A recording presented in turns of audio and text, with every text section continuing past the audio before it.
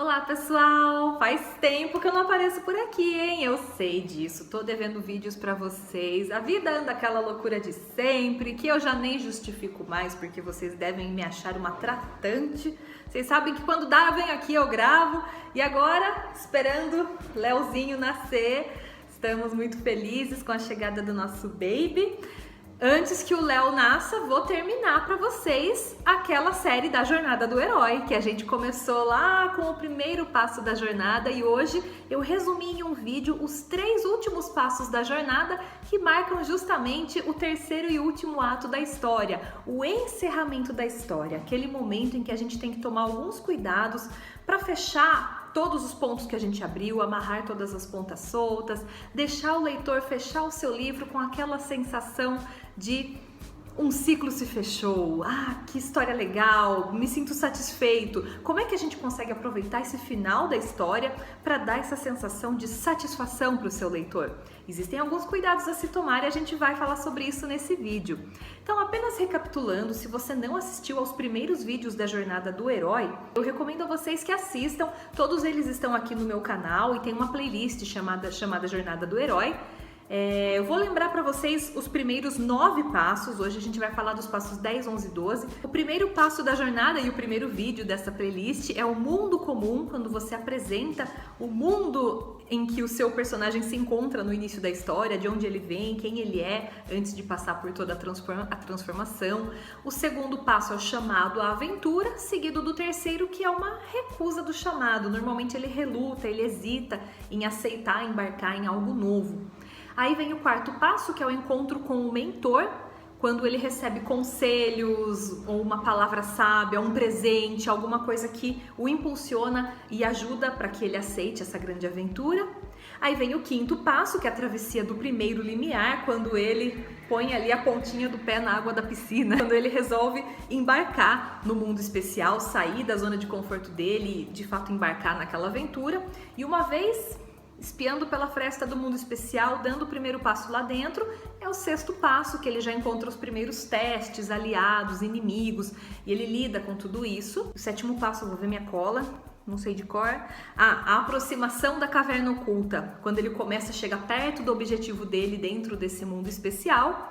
Lembrando, um parênteses, pode ser um mundo físico, ele pode estar embarcando em uma aventura que ele se desloca geograficamente, ou uma aventura de superação interna, ou um grande amor, etc. Fecha parênteses. Então vem o oitavo passo, que é a provação. Quando ele se aproxima do objetivo dele, quando ele está ali perto de conseguir o que ele chegou ali para conquistar, ele é colocado à prova, ele é testado, ele passa por uma grande tentação, justamente lidando com os seus fantasmas, suas sombras ou o seu vilão, seja esse vilão externo ou interno, mais uma vez. Aí vinha o nono passo, que é onde a gente parou no último vídeo. Depois dele enfrentar essa grande provação, depois dele enfrentar essa tentação, ele ser colocado à prova, ele está vivendo o momento da recompensa, ou o momento ali de lamber as feridas, a depender de como foi o resultado dessa aprovação. Normalmente ele consegue atravessar essa aprovação, essa primeira grande crise junto com as sombras dele, e ele tá vivendo um momento de recompensa. Então é um momento em que a história, a adrenalina deu uma baixada. A adrenalina da história subiu, fomentou no momento em que ele viveu a crise, e agora deu uma atenuada, uma arrefecida, tá tudo um pouco mais tranquilo. Às vezes é o momento dele parar, conversar, refletir. E justamente pensando na dinâmica da história para o leitor, para o seu leitor não se cansar, não se entediar, é sempre interessante a gente fazer aquele balanço da energia da história, ter momentos de calmaria, seguido de momentos de picos de adrenalina.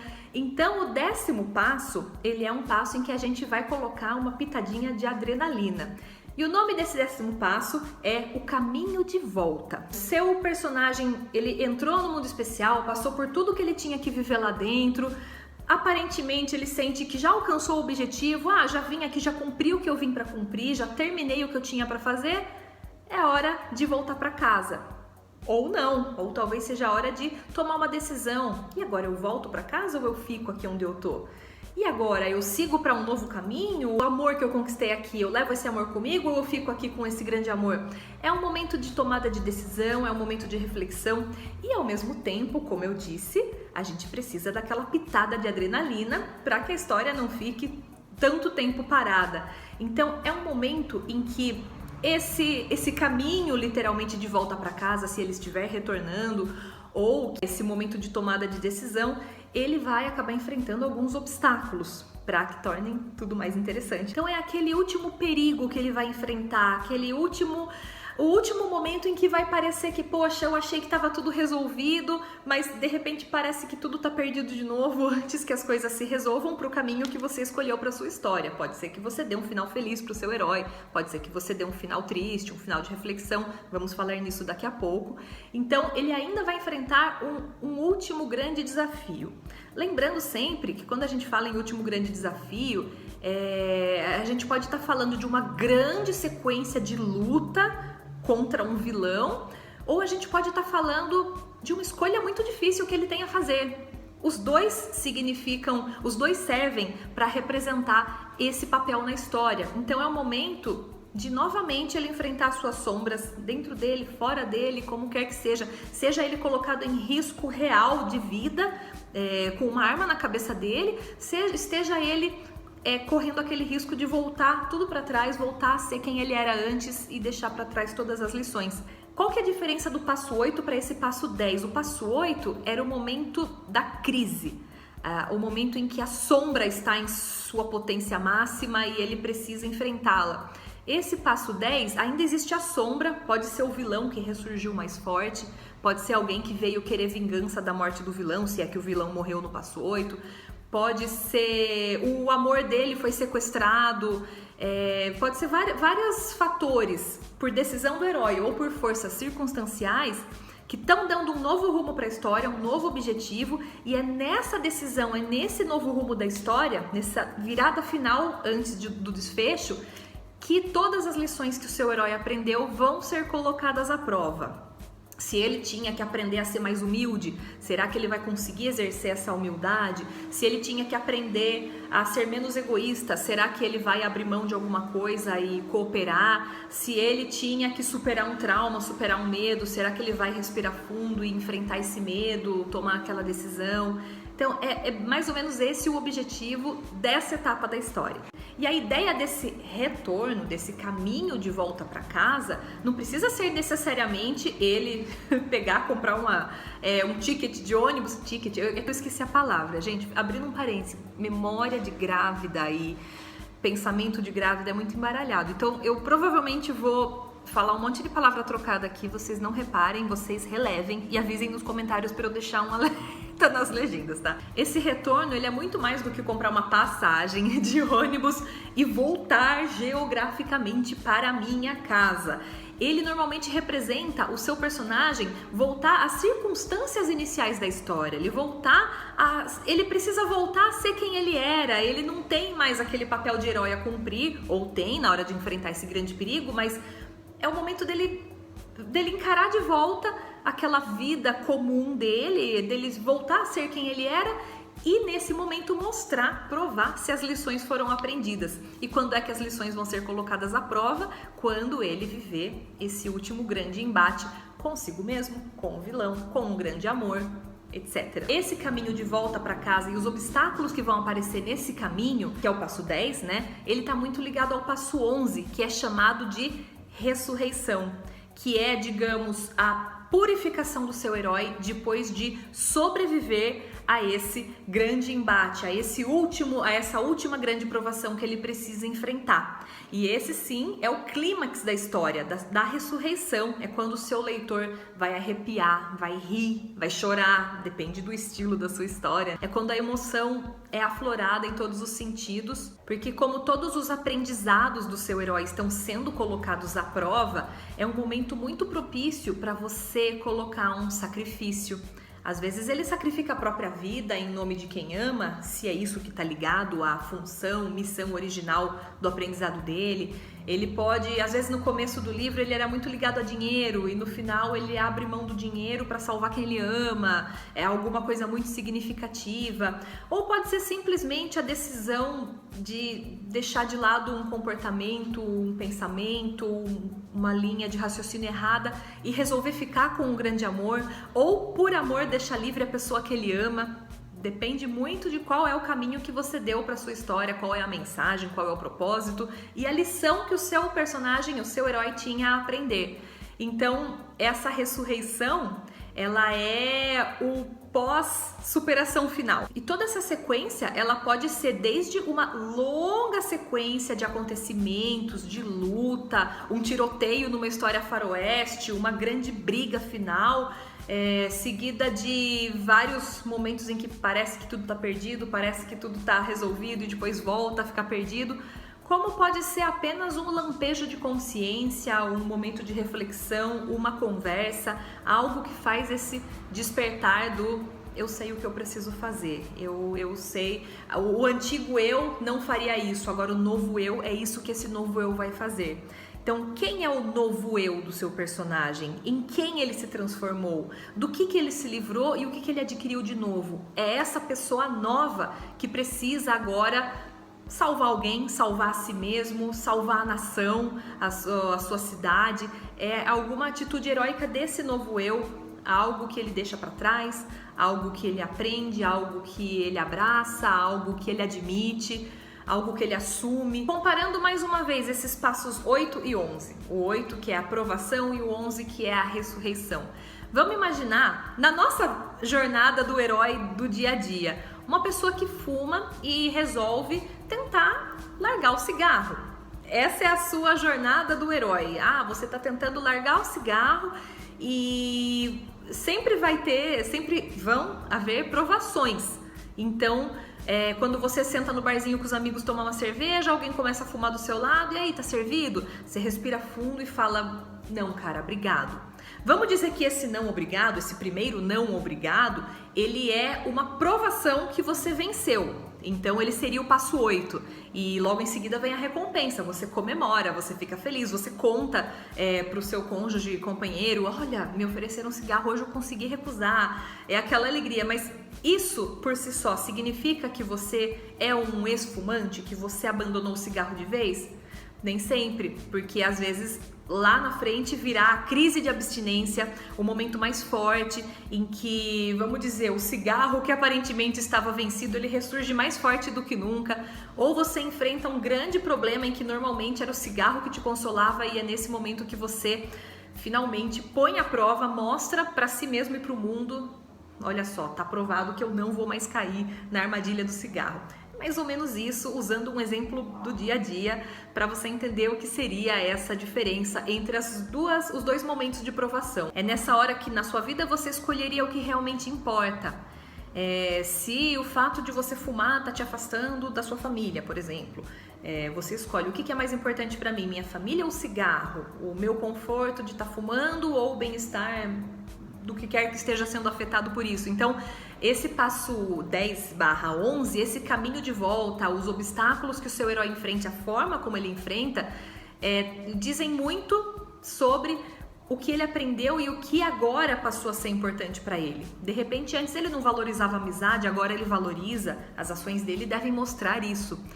Às vezes antes ele não acreditava no amor, agora ele acredita, então as ações dele também vão deixar isso claro para o seu leitor. E esse momento da ressurreição, depois dele enfrentar, e independentemente dele ter vencido o grande inimigo, dele ter morrido, dele ter sucumbido ao que ele devia ter vencido, normalmente esse momento é marcado também por algum tipo de cerimônia, de ritual. Por exemplo, no final do primeiro filme de Nárnia, né, das Crônicas de Nárnia, antes de voltarem para casa, os heróis são coroados. Algum tipo de reconhecimento, marca, medalha, insígnia, um beijo da pessoa que o ama. É uma espécie de recompensa, mas na verdade pode existir ou não uma marca física dessa ressurreição, da nova pessoa que ele se tornou.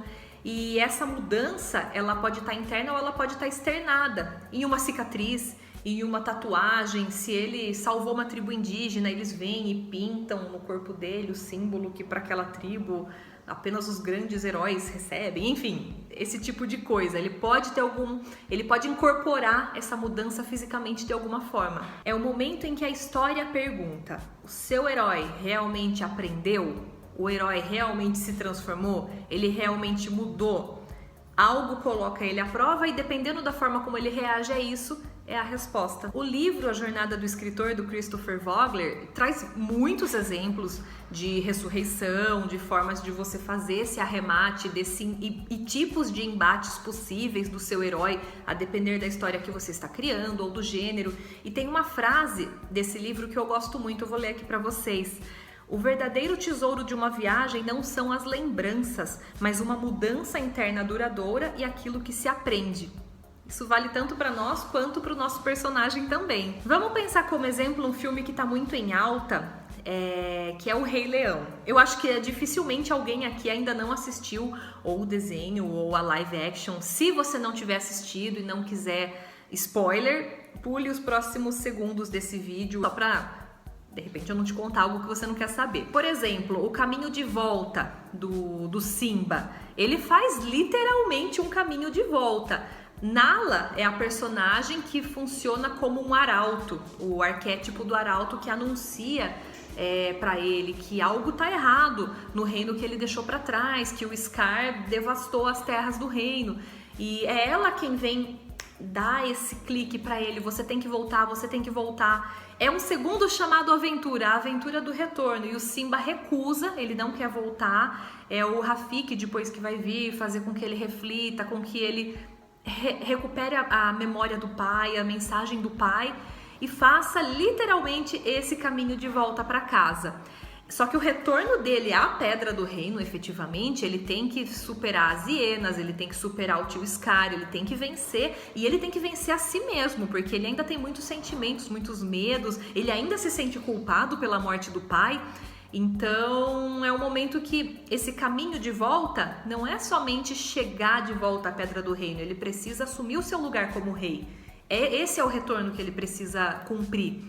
E qual que é a ressurreição dele? Os obstáculos que ele enfrenta e que ele precisa superar. Ele luta com o tio, então ele vence o tio Scar, ele vence a sua convicção interna de que ele tinha matado o pai dele, ele também supera isso através de uma revelação. Ele também supera a sensação de que ele não serve para ser rei. No momento, a ressurreição dele, eu penso que, arrepia de lembrar, olha como funciona. O momento da ressurreição dele é o momento em que ele sobe a Pedra do Reino e dá aquele rugido. Esse rugido é a ressurreição. É o momento em que superei tudo, venci, me provei transformado, me provei renovado, e até a chuva que cai nesse momento, ela representa essa ideia de purificação, que no livro do Christopher Vogler fala-se muito nisso. O herói, depois dessa luta final, ele volta para casa purificado, não só transformado, ele está purificado. E isso já nos liga ao último estágio da jornada, que é o estágio número 12, que se chama Retorno com o Elixir. Por exemplo, depois desse rugido do Rei Leão, toca uma música e mostra o quê? Até então o reino estava devastado, agora o reino está novamente colorido, transformado, cheio de animais, florido, em equilíbrio novamente. Então, Simba trouxe essa cura. O Simba, quando ele decide retornar transformado, ele ajuda a transformar toda a sociedade que o rodeia, ele ajuda a salvar aquele povo, não só libertando eles das garras do Scar, mas também trazendo tudo que ele aprendeu, trazendo os amigos dele, que agora fazem parte, o Timão e Pumba. Então, parando de falar do Rei Leão, para quem não queria ouvir spoiler, quando o seu herói encerra esse momento da superação, da ressurreição, supondo que ele sobreviveu, porque existe a possibilidade dele ter morrido, a gente vai falar disso também. Mas se ele tiver sobrevivido, ele vai retornar para a vida comum dele com algo que vai transformar, que vai curar, que vai mudar ou a si mesmo ou as pessoas que o rodeiam, ou às vezes toda a sociedade. Por exemplo, os Jogos Vorazes, a gente vê muito que o retorno dos personagens principais marcam uma libertação de toda aquela sociedade em que ela está inserida. Portanto, o novo eu do seu herói, aquele eu que retornou para o mundo comum ou que escolheu ficar no mundo especial, ele carrega uma nova luz, ele carrega ensinamentos, ele carrega uma nova essência que vai servir para curar, transformar a si mesmo, as pessoas ao seu redor, a sociedade, enfim. Já tô ficando repetitiva, eu sei, parei. Como qualquer outro passo da jornada, esse passo ele não é nem obrigatório, muito menos pré-moldado. Seu herói pode tomar a decisão que for nesse momento final da história, ou mesmo ele pode ter morrido. No caso dele ter morrido, que eu comentei que a gente falaria sobre isso um pouco mais tarde, ele também pode deixar esse que é chamado do elixir, essa lição, essa transformação, essa cura, essa mensagem. Por exemplo, spoiler novamente, agora de Gladiador. Em Gladiador, o personagem principal morre no final e é através da, não me lembro o nome da... Não é princesa também, imperatriz, não sei. Através da moça lá que ele amava. Ela transmite uma mensagem que a morte dele significou e aquilo representa uma libertação para todo aquele povo. É uma libertação até mesmo dos ideais errados que eram carregados naquela época. Fecha spoiler. Agora, dando um exemplo sem dar spoilers. O seu personagem morreu, mas é importante que, é lógico, o seu livro não vai terminar na morte dele. Muito dificilmente vai, mas caso isso aconteça, primeiro, se você matar o seu personagem e acabar ali a sua história, é muito provável que o seu leitor pense: ah, mas o quê? Como assim? Se você matou o seu personagem principal, se você matou o seu herói, você precisa justificar isso e mostrar para o seu leitor: olha, a morte dele não foi em vão. Que mensagem ele deixou? Que lição ele deixou? Que vida ele salvou para que a dele tivesse salvo aquela vida? Ou ele morreu em nome de uma causa, ele morreu em nome de uma nação. Eu penso em vários filmes e livros em que houve uma morte no final em prol de uma causa. Vocês sabem, né? Eu não vou falar quem. Naquele último filme dos Vingadores, um personagem se sacrifica em prol de toda a humanidade, vamos dizer assim, do mundo. Então essa morte deixa um legado muito claro. Qualquer que seja o final da sua história, é importante você observar se tudo que você abriu, você fechou. Se todas as pontas foram amarradas para não ficar aquilo que se chama de pontas soltas. A trama de uma história é como a trama de um tecido, de uma costura. Tudo tem que ser devidamente arrematado. Se você fizer uma costura e não arrematar a ponta, ela vai tender a desfiar e se soltar, ela fica uma costura frágil, ela não está prendendo aquilo de fato.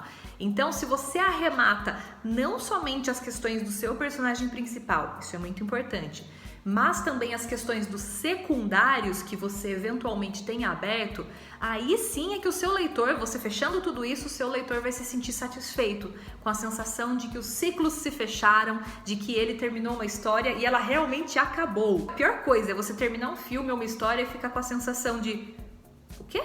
Mas que final idiota? Não é que o final é idiota, é que você ficou com muita coisa sem ser respondida, que é possível fazer de forma estratégica também. Mas pensando ainda sem ir na forma de final aberto, na forma dos finais fechados, quando você mostra o final do seu personagem, que seja qual for esse final, ele se casando, ele tendo um filho, ele vivendo um grande amor, ele no novo emprego, ele na nova vida. Às vezes, não é raro você ver, principalmente em filmes, o seu herói tá ali, vivendo a alegria do final dele, ele olha pro lado, ele vê um amigo que o acompanhou na jornada, aquele amigo também está vivendo algo que ele buscava muito ao longo do livro e um dá uma piscadinha pro outro.